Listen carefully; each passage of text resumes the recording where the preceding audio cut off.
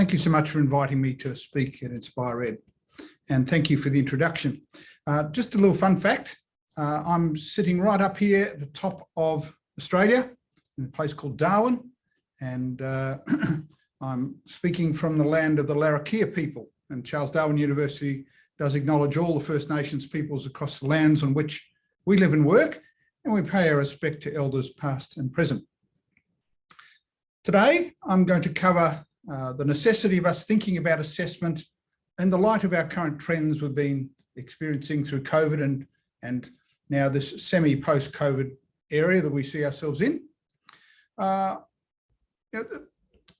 talking about assessment primarily and how the goals have slowly been shifting across a number of years around assessment and the types of assessment we need to be looking at for our students. But why? Well, a major issue, of course, is academic integrity. That is the rise of cheating services, writing services, as opposed to trying to counter that with more authentic forms of assessment.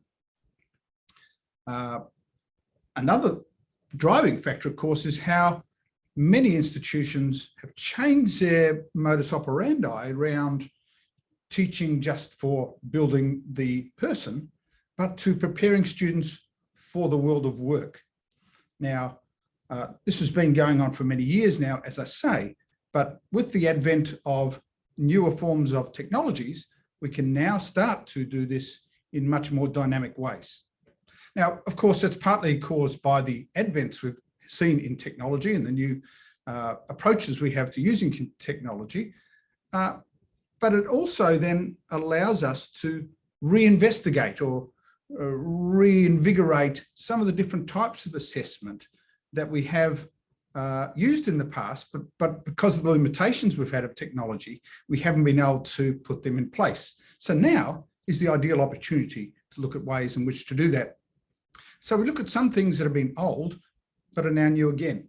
So we don't have to reinvent the wheel, though in some cases it's necessary, but we can be more efficient now with some of the newer technologies that we now employ.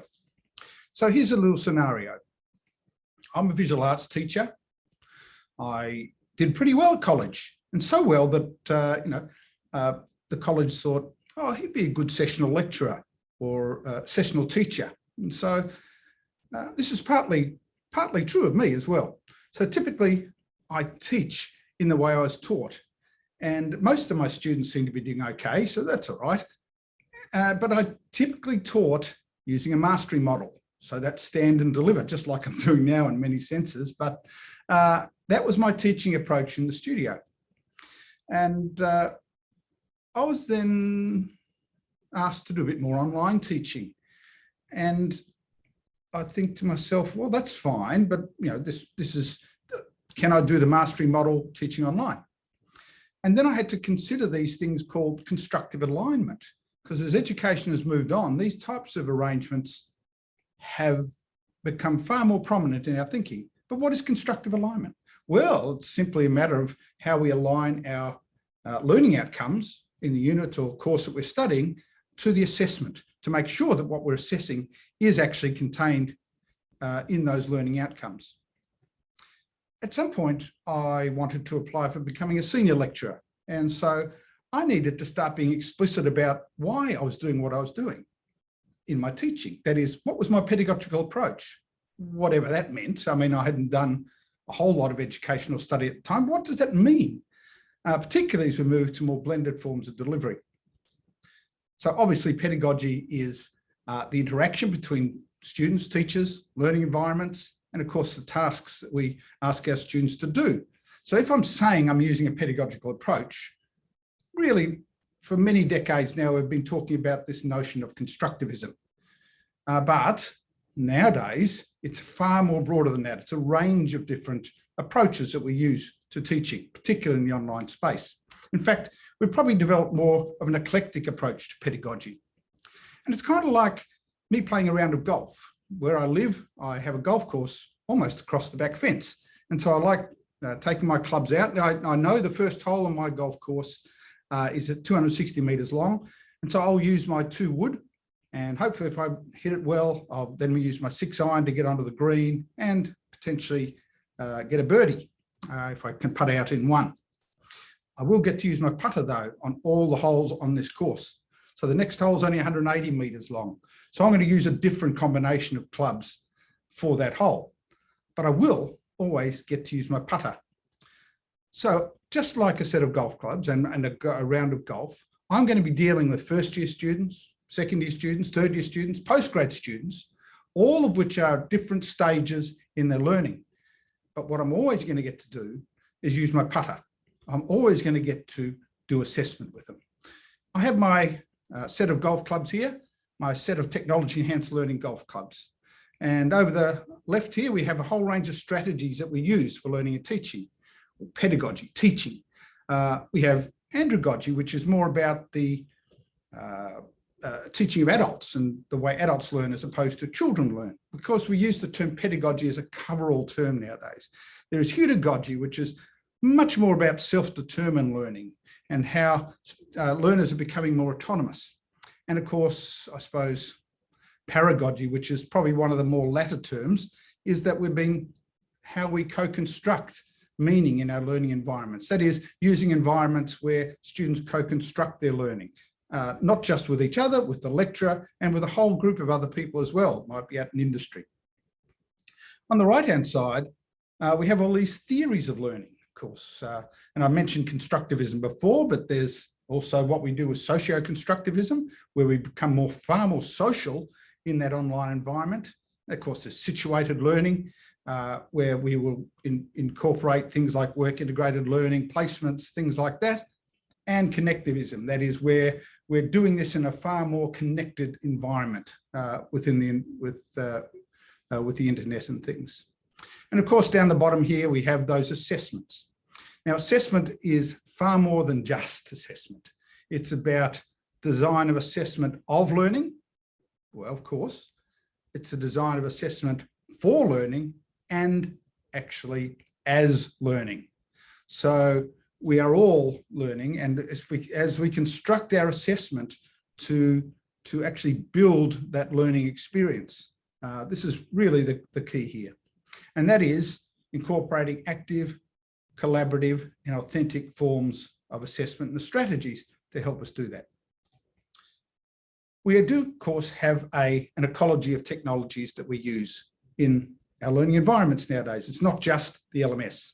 We have, of course, at the centre here, we have our student curriculum management systems, we have our learning management systems. Importantly, over recent years, we've got our productivity and communication tools like Teams or Slack or Trello, things like that that allow us to be far more productive. These are tools that our industry are using, and the businesses they go into will be using these type of tools to work together with their colleagues.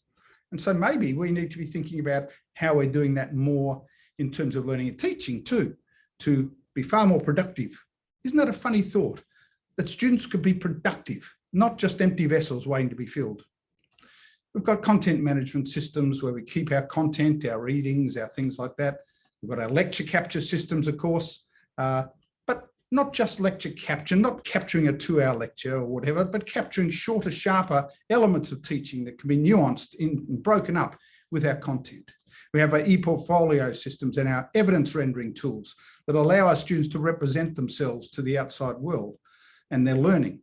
And also, of course, our virtual conferencing systems, just like Zoom, Teams, Collaborate, all those different tools that allow us now to provide a much more hybridized or polysynchronous type of learning.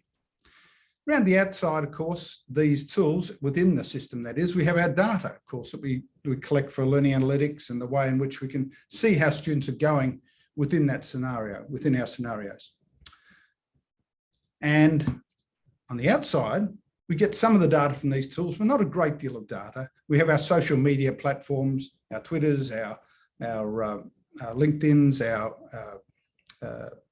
Facebooks and things like that, which of course used by many students, not necessarily as part of learning teaching, but to be more social and to understand, to share information.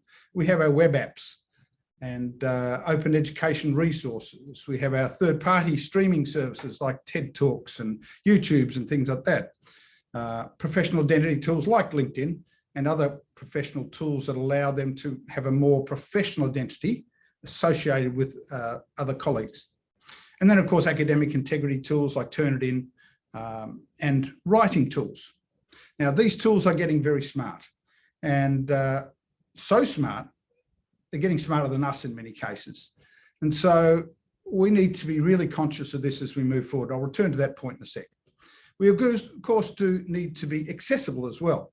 And this is really important as we move forward, that our systems have got this notion of accessibility associated with them. Most of the tools nowadays are pretty accessible. So we're good there, but we need to make sure that we're using appropriate meta tags and things like that within what we do. I'll come back now to this AI thing. So should universities be worried about the increased capabilities of artificial intelligence? Well, yes and no. That particular example, that article that I highlighted there, talked about this notion of a lecturer took his exam, all the exam questions, he put them into a bot, online bot, and the bot answered every one of those questions perfectly. That person who did that exam would have got 100 out of 100, but it was done by a bot. Okay, so do we have to be conscious of this? Yes, we have to be conscious of it. Do we want to panic about it? No, we don't want to panic, because I think we actually could be a little bit more intuitive and a little bit more smarter than an AI engine. Well, hopefully most of us anyway. So we do have writing assistance tools. So for example, if a student was to present you a piece of work that was 49% written by an AI engine and 51% written by themselves, would that be considered original work? Maybe, maybe not. We've got tools like Grammarly. We use a tool called Grammarly. Feedback Fruits has its own kind of writing assistance tool and things like that, which uses an AI. There are other cloud-based tools that help us to generate, extract, predict, mine. They can fill forms, they can do paraphrasing, they can do translation, transcriptions. So many things these AI tools can do now. So they have knowledge banks that help us with revision. We have knowledge banks. Lots of different universities have knowledge banks that help our students with the revision, identifying gaps and targeting the pre-production set of materials. So our AI engines have access to many of these as well. How do we tailor our exam questions? Can we do that so that it can't be answered by a machine? We need to be really interested in this space. Otherwise, it's just going to overrun us. We have to be interested in this space. We cannot. I beg you, please do not hide your head in the sand over this, because it's coming at us, and it's coming at us really quickly. AI is used in all walks of life. Of course, it is used in education. It's used in innovation. It's used in data science. It's used in the future of computing. It's used in a whole realm of our life. So, cheating versus authentic assessment, which is really the point of my talk here. This is on my Instagram feed. So I had this post down here, which appeared on my Instagram feed because somehow the data showed the people that I was involved in the university. And so I got this post from the Assignment Solutions Network asking if I wanted help writing my assignments. Of course, I didn't, but at our university, we have there are about 1,281 sites associated with academic fraud and cheating that are blocked by our university website. And that's only about 84% of those are what's given to us by our regulator, TEXA. But we have to find other ways of identifying these cheating sites as well. It's one thing to say that we need to change assessment to be more authentic, but we need to be able to back that up in a consistent way with working with our lecturers to help them understand what more authentic assessment is. In many cases, that does mean dollars, but that is absolutely where we're at the moment. 2 steps.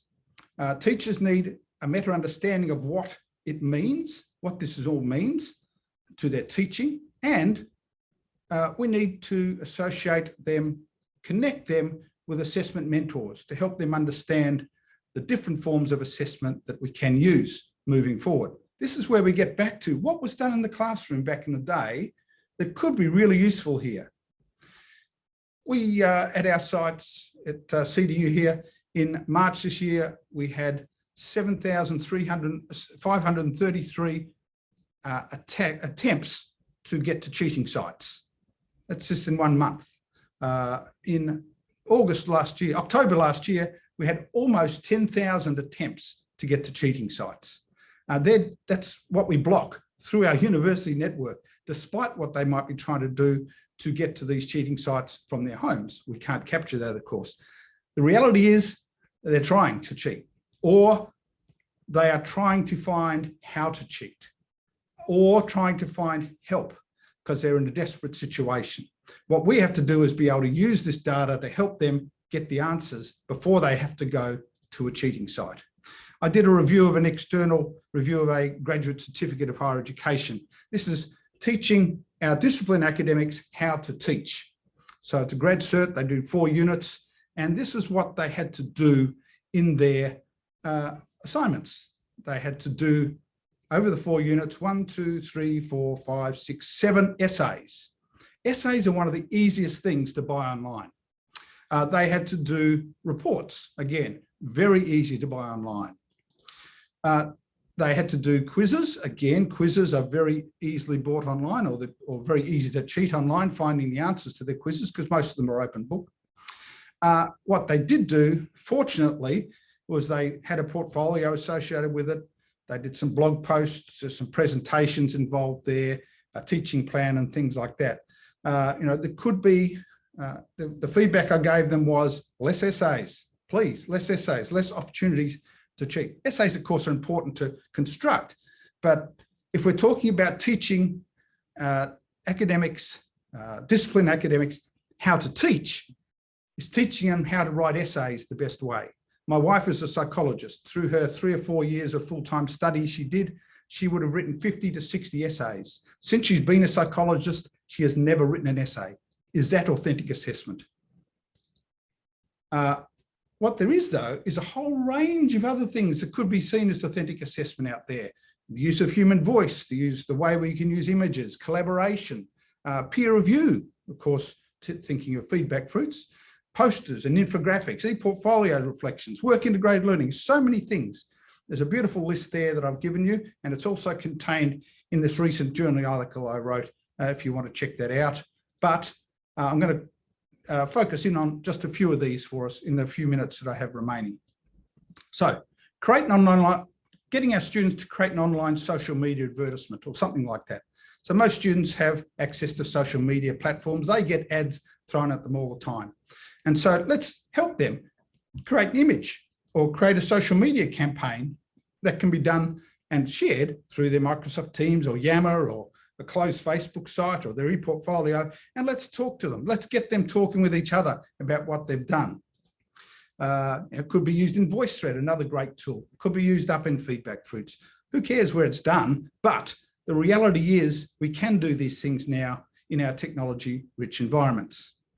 What about a brainstorming activity using sticky notes and things? Like what we used to do in the classroom. We had these sticky notes that we used to write things on and brainstorm, stick them on the wall. Many people still do that, of course, but that's been a bit more difficult in the online space until things like OneNote and Padlet came along to help us do that, or Google, whatever it might be. But students do this in smaller groups or individually, if they're doing it synchronously or asynchronously. Let's try and use that same approach. Create a wall for your classroom, and but do it in the online space and get them to then synthesize their ideas and pull that together. That can't be done through an AI engine, but to synthesize those ideas based on the wall of information in front of them. I bet that AI engine can't do that at the moment. This is also then presented the outcome of their brainstorming activity, and whether that's through an auditory activity or whatever, could also be used. So here's just a very brief example of what a Padlet looks like. And they could do a summary of what's on that, for example. Of course, we'd hope that there'd be far more things there. Asking our students to do a description of a process as though they're presenting that to a novice.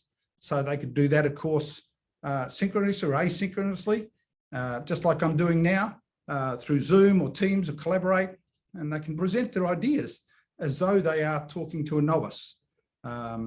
If it's recorded, of course, they could even do that on their phones or put it up through the LMS functionality or the Teams or Stream and the media platforms that you might have at your disposal. VoiceThread, again, is another great tool to do this with. The video functionality in Feedback Fruits is great for that too, and the different scenarios you can paint. Trick here is to ask our students, getting our students to ask questions as though they are a novice. Okay, getting the other students to ask the questions. Oh, I don't understand. Can you explain a bit more about that? And getting them to interact, maybe a bit of role play. How about getting them to create a mind map or an infographic or a diagram of a concept? Now, there's so many options here that we could get them doing in terms of that thing that can't be generated by an AI engine to that extent, because it's about what's in your unit or course. And of course, that is accompanied by a description. Could be a PowerPoint, could be put in Word or a more sophisticated tool if you have it. It could be posted up again, or it could be going onto VoiceThread or onto Teams or whatever it could be. And then it could be, of course, put as a peer review activity as well. So many options there for us to do that. And just a very quick example of what, one on an infographic about blended learning models. So very simple. Okay. Well, it is simple, but it takes some thought and some metacognitive processing on behalf of the students, which is exactly what we want them to do. We could then get them to write a letter to a friend, what they learned this week. Pen pals is what used to be the case. I used to write to my cousin every month. She wrote back. We talked about what had happened in the previous month. Similarly, we could do that with our students, reflecting through a journal or whatever it might be. It has to be only, could be a 5 to 10 minute audio explanation of what happened, as though they were talking on the phone, explaining to their cousin or something like that. Initially, though, we've just got to get that idea scaffolded for them, because in this case, we're talking about personal learning and things like that, what they learned. It may not be such a good idea to share that with other members of the class. So keep it in a more sealed space for them. So don't make it a shared document that others could see. So it can be a little bit threatening for them. Write a poem or an acrostic or something like that that allows them to think differently about it. Now, be aware that there are AI engines that will write poems. You can put up 10 words, 15 words, and they'll write a perfect poem for you. So be careful of that one. But still, that's not widely known and not widely out there. So get them to write a poem, but also explain the poem. So it might be, they might have got an AI engine to do it, but get them to explain why they did it in such a way, or write a blog about it, why they did it a particular way. Okay. Really, we are wanting you to work with your peers in this space. Two heads are better than one, always. Education designers are really the people who specialize in this space of assessment. And if you are an academic and you have don't talk to many other academics about this, maybe talk to them about it. Your peers are a great source of information. Your students are a great source of information too, if you think about partnership pedagogies. But be open. Please just be open to new ideas, because that's how we're going to move forward. My final word on this is we are now realizing that what was conceived as being good online learning is now being challenged by some of the newer, more student forms and approaches of learning and teaching. Not the least of this being due to the technologies that have evolved to allow us to be way more collaborative. Collaborative, love that word, love collaboration. Let's hope you guys can collaborate with your colleagues and friends and to come up with some great new assessment. Thank you so much for listening to me for a few minutes. Thank you.